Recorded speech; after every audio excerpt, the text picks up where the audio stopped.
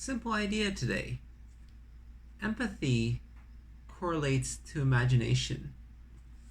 People with imagination are more empathetic. You might have heard research studies that talked about this point, and you wonder why? How is that related? Imaginative, that's talking about writers, creative. Are you saying creative people are more empathetic? No, you're just saying people who have more imagination are more empathetic.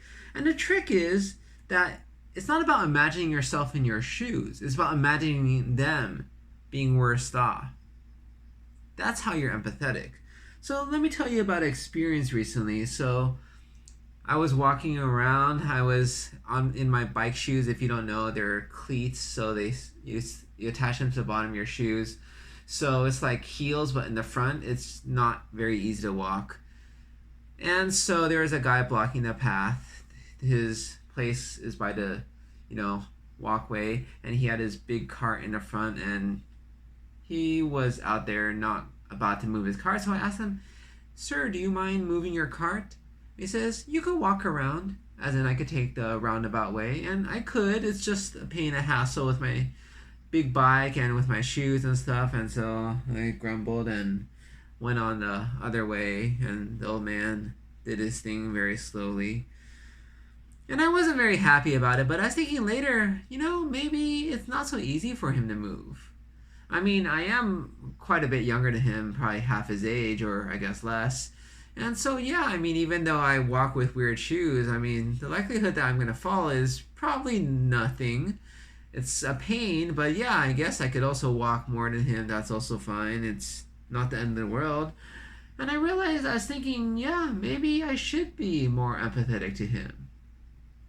So some people think that the key to being empathetic is to put yourself in their shoes. If you've experienced the same things they've gone through, then you'll be empathetic. And I can tell you from my experience and from many other people's experience that that's not always true. In fact, I would say that's many times not true.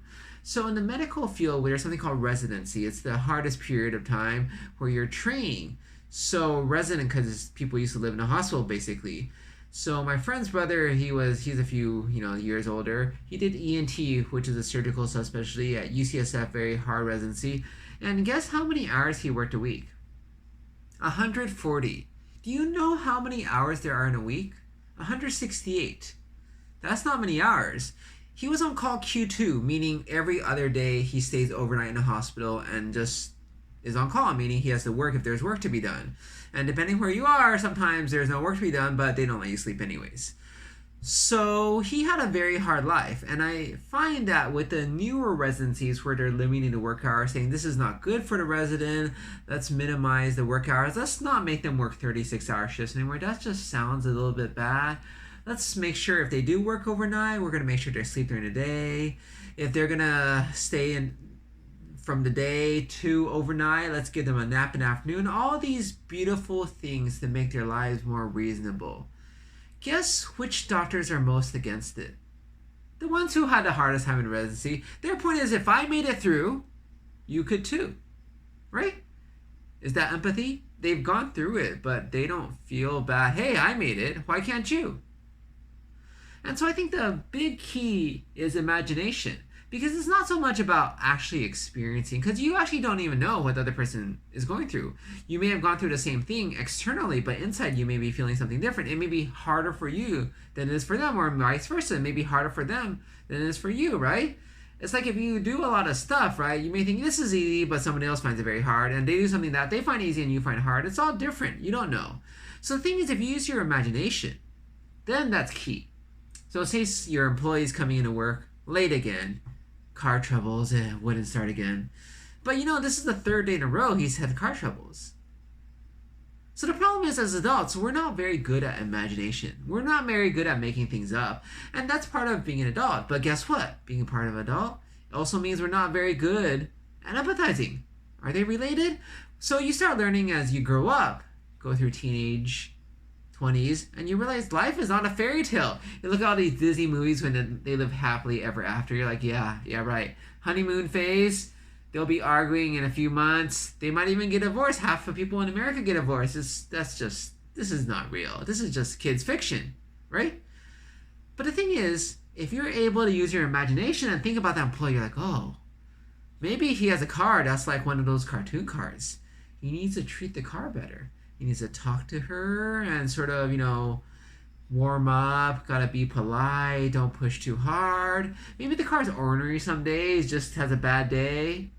It's like, really?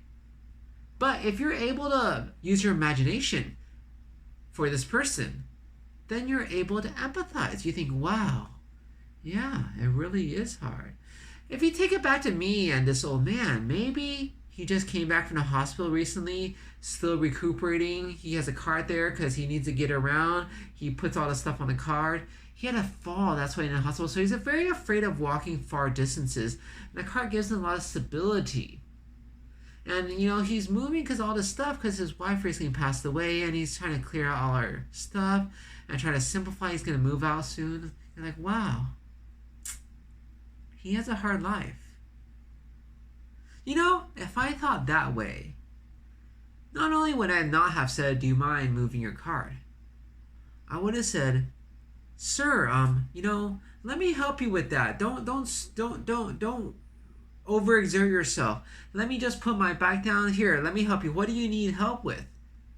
And it would have been completely different, right? And that's the thing about imagination. That's what the key to empathy is. Imagining how bad they're off and how well off I am. And then you'll feel for them. That's it. It's natural. It flows from imagination. Empathy.